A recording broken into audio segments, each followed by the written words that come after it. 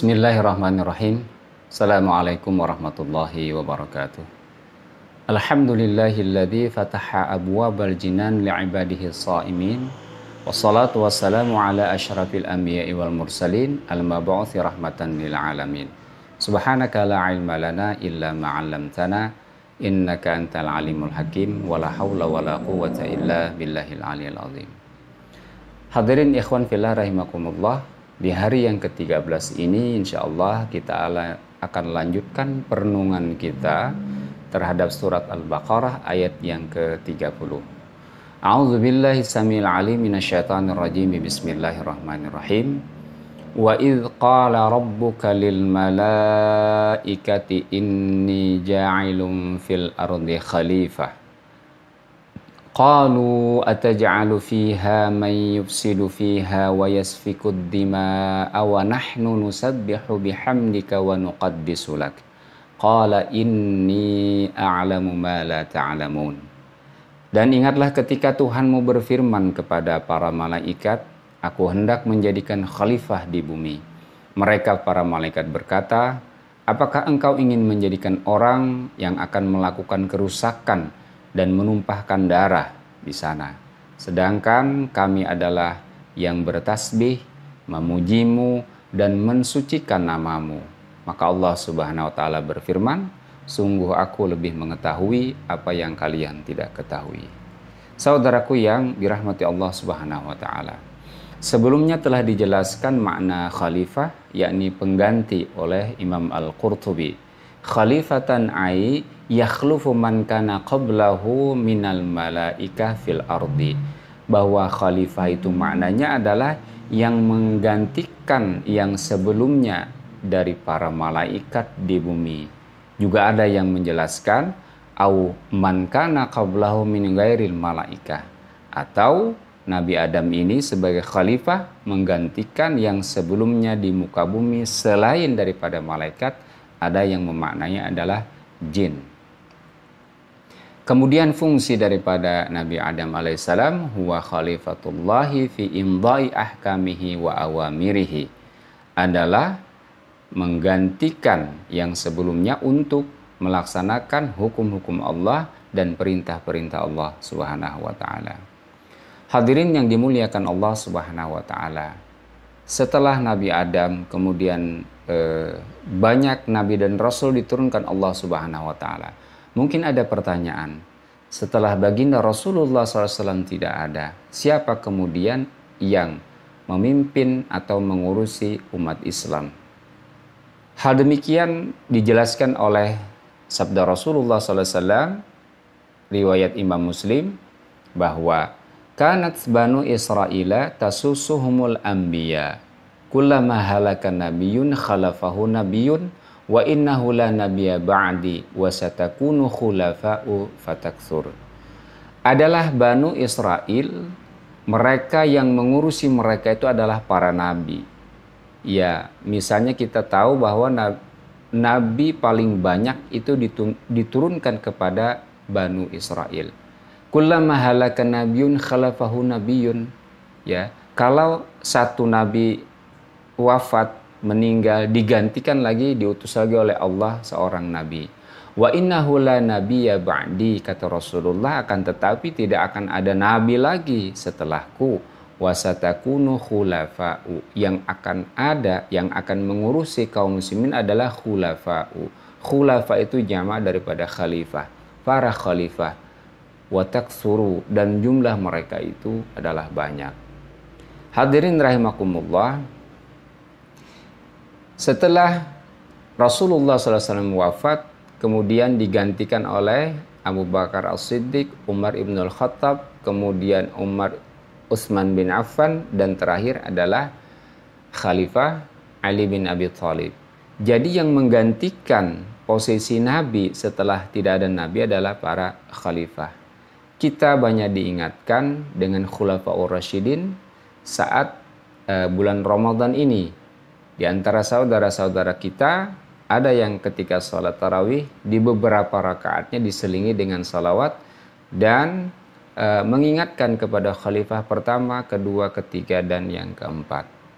Dan terus kaum muslimin hidup di dalam kekhilafahan sampai pada tanggal 3 Maret 1924 Masehi, kekhilafahan Turki Utsmani dihapuskan oleh salah seorang agen Inggris, Mustafa Kemal Atatürk. Dan saat itulah kaum muslimin kurang lebih 100 tahun hidup tanpa khalifah. Hadirin yang dimuliakan Allah Subhanahu wa taala, Imam Al-Qurtubi di dalam tafsirnya menjelaskan ayat Al-Baqarah 30 ini dari sudut pandang hukum. Hadhil ayatu aslun fi nasbi imamin wa khalifatin yusma'u lahu wa yuta'u. Ayat ini, kata beliau, surat Al-Baqarah ayat 30 ini merupakan asal dari kewajiban dalam pengangkatan imam atau khalifah. Yusma'u lahu wa yuta'u, untuk didengarkan dan ditaati. Kemudian dilanjutkan oleh beliau, litajtami'a bihil kalimatu wa tunaffidhu bil ahkamal khalifah. Yang khalifah itu juga berfungsi untuk menghimpun perintah atau hukum-hukum Allah Subhanahu wa taala yang diterapkan atasnya hukum-hukum khalifah. Hadirin rahimakumullah, perlu diketahui Imam Al-Qurtubi menjelaskan wala khilafa fi wujubi dzalika bainal a'immah wala bainal ummah. Tidak ada perbedaan terkait dengan kewajiban ini di antara para imam, di antara umat. Tidak ada yang mempunyai perbedaan pendapat atas wajibnya hukum ini. Illa ma ruwiya 'anil Asam, kecuali ada seorang yang diriwayatkan oleh Asam. Haitsu kana 'ani syari'ati asamun. Asam ini artinya tuli. Maknanya adalah tuli dari menjalankan syariat Allah Subhanahu wa taala. Hadirin yang dirahmati Allah Subhanahu wa taala, terdapat ayat dan hadis dari Rasulullah SAW yang menggambarkan bagaimana perjalanan umat ini, perjalanan peradaban Islam ini, sekaligus memberikan sebuah harapan janji dari Allah dan bisyarah dari Rasulullah akan kemenangan kejayaan umat Islam. Firman Allah Subhanahu wa taala di dalam surat An-Nur ayat yang ke-55. A'udzubillahi minasyaitonir rajim. Bismillahirrahmanirrahim. Wa'adallahu alladhina amanu minkum wa 'amilus salihati la yastakhlifannahum fil ardi.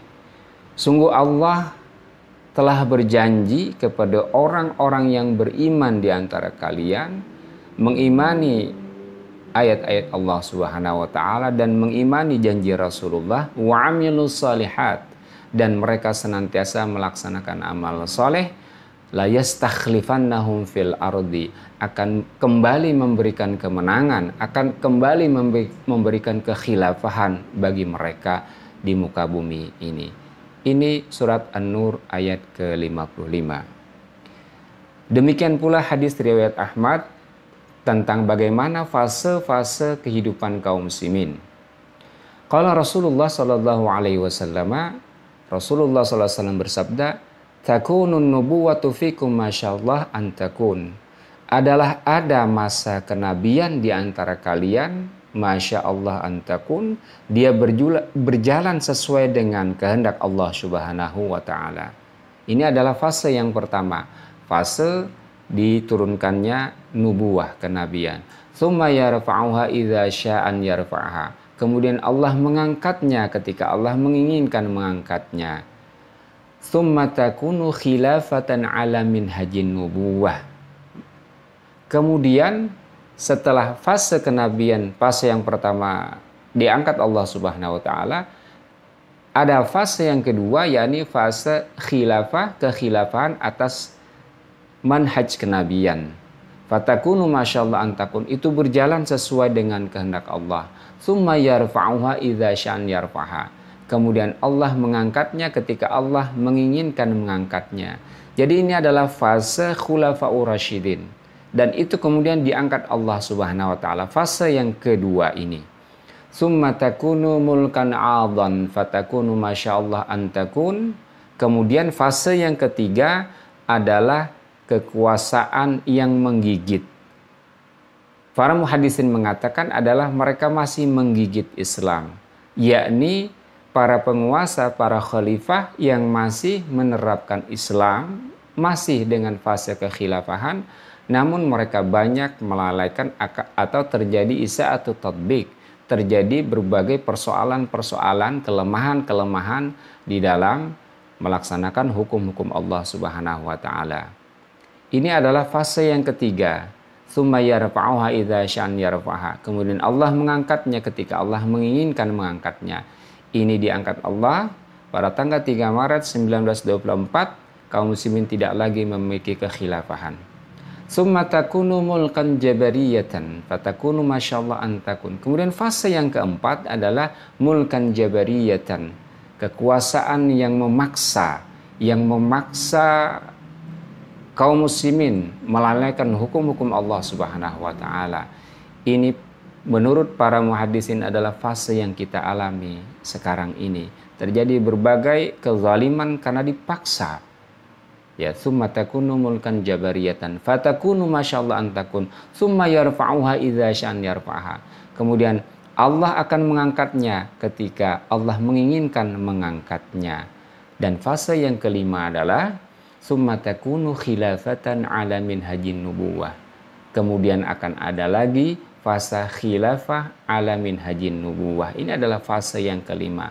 Dan dengan izin Allah fase ini insyaallah akan datang kepada kaum muslimin. Tsumma sakata. Kemudian Rasul setelah itu diam. Hadirin yang dimuliakan Allah Subhanahu wa taala. Sungguh ayat Al-Qur'an dan hadis khabar dari Rasulullah SAW ini, wa'adullah, janji Allah dan bisyarah Rasulullah sudah sangat cukup bagi kita. Sekarang persoalannya adalah bagaimana sikap kita akan janji Allah ini. Apakah yang pertama kita termasuk orang yang memperjuangkan dan menyongsong janji Allah ini, atau yang kedua orang yang santai-santai saja, duduk-duduk saja tanpa melakukan berbagai aktivitas kebaikan, dan na'udzubillah jangan sampai kita termasuk orang yang ketiga yang menghalang-halangi janji Allah dan bisyarah Rasulullah ini. Demikian. Assalamualaikum warahmatullahi wabarakatuh.